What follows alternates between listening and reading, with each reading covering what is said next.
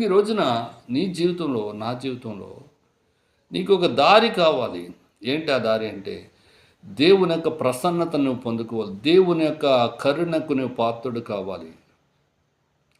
మనల్ని ఇబ్బంది పెట్టే అంశం ఏంటి అనంటే, కేవలము ప్రతి మనుష్యునిలో కూడా ప్యాట్రన్‌గా మానవులందరినీ కూడా ఇబ్బంది పెడుతున్నటువంటి స్థితి ఏంటంటే పాపము.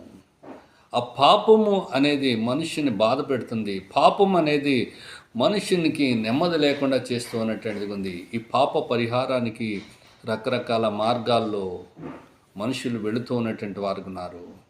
అయితే వారు పాప పరిహారాన్ని పొందుకున్నారంటే సమాధానము చెప్పలేనటువంటి పరిస్థితుల్లో వాళ్ళు ఉన్నారు ప్రియులరా. ఓ సహోదరుడు ఈరోజు మాట్లాడుతున్నప్పుడు ఆ సహోదరుడు అంటాడు, మేము దాని గురించే ప్రయాసపడుతున్నామండి. నెమ్మది పొందుకోవాలని ప్రయాసపడుతున్నాము.